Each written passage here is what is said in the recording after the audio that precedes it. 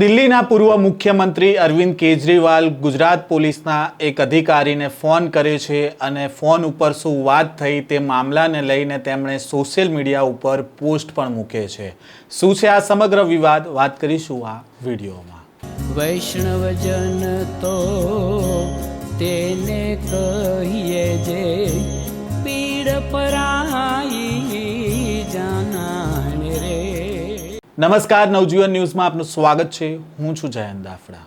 ગુજરાતમાં પૂર્વ મુખ્યમંત્રી અરવિંદ કેજરીવાલ 2 દિવસ પહેલા આવ્યા હતા નર્મદામાં, જે નર્મદા જિલ્લા પંચાયતમાં આમ આદમી પાર્ટીએ કબજો મેળવ્યો છે તેના જીતનો જશ્ન મનાવવા માટે અરવિંદ કેજરીવાલ આવ્યા હતા અને રોડ શો પણ યોજાયો હતો। તેવામાં હવે અરવિંદ કેજરીવાલે એક પોસ્ટ લખી છે અને આ પોસ્ટમાં કહ્યું છે કે ગુજરાતના આઈબીના અધિકારીને તેમણે ફોન કર્યો હતો, પરંતુ તેમણે ફોન કટ કરી નાખ્યો હતો।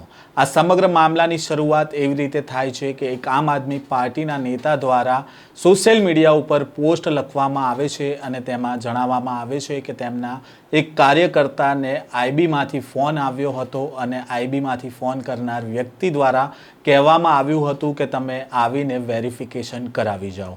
આ વેરિફિકેશન એટલા માટે કરાવવાનું કે અન્ય રાજ્યમાં જે લોકો કામ કરી રહ્યા છે તે બાબતને લઈને કહેવામાં આવ્યું હતું અને આ સમગ્ર બાબતને લઈને આમ આદમી પાર્ટીના નેતા દ્વારા આ પોસ્ટ મૂકવામાં આવી હતી અને આ પોસ્ટના જવાબમાં અરવિંદ કેજરીવાલ દ્વારા એક પોસ્ટ લખવામાં આવે છે અને તેમણે કહે છે કે જે નંબર આપ્યો હતો તે નંબર ઉપર ફોન કરવામાં આવ્યો હતો અને તેમને પૂછવામાં આવ્યું હતું કે તમે આઈબીમાંથી વાત કરો છો અને ત્યારબાદ સામા છેડેથી ફોન છે તે કટ કરી દેવામાં આવ્યો હતો। સાથે જ અરવિંદ કેજરીવાલે કહ્યું છે કે તેમણે હવે જ્યારે ગુજરાત આવશે ત્યારે આઈબીની ઓફિસ ઉપર મળવા જશે અને શા માટે આ પ્રકારે ફોન કરવામાં આવી રહ્યા છે આમ આદમી પાર્ટીના કાર્યકર્તાઓને તે મામલે સવાલ પણ પૂછવામાં આવશે। હાલ આમ આદમી પાર્ટીના કાર્યકર્તાઓને આઈબીના ફોન આવી રહ્યા હોવાની વાત હતી અને તે જ મામલે પૂર્વ મુખ્યમંત્રી અરવિંદ કેજરીવાલ જે નંબર પરથી કાર્યકર્તાઓને ફોન આવે છે અને વેરિફિકેશન કરવાનું કહે છે તે બાબતને લઈને તેમણે ખુલાસો માંગ્યો હતો, પરંતુ અરવિંદ કેજરીવાલ કહી રહ્યા છે કે સામે છેડેથી કોઈ જવાબ ન મળ્યો હતો અને ફોન કટ કરી નાખવામાં આવ્યો હતો અને આ મામલે જ્યારે તેઓ ગુજરાત આવશે ત્યારે આઈબી પાસેથી સ્પષ્ટતા કરવામાં આવશે।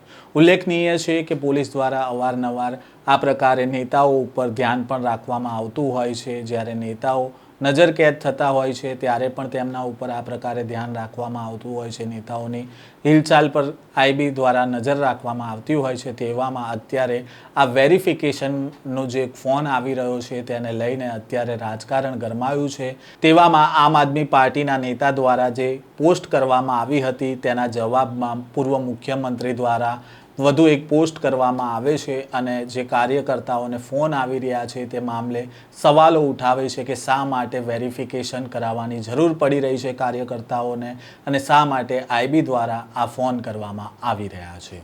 આ મામલાને લઈને હજી સુધી પોલીસ દ્વારા કોઈ સત્તાવાર નિવેદન નથી આપવામાં આવ્યું કે શું ખરેખર આઈબી દ્વારા આ પ્રકારે વેરિફિકેશન માટે ફોન કરવામાં આવી રહ્યા છે કે નહીં। તો બીજી બાજુ આમ આદમી પાર્ટીના નેતા દ્વારા નંબર પણ જાહેર કરવામાં આવ્યો હતો જેના પરથી કાર્યકર્તાઓને ફોન આવી રહ્યા છે।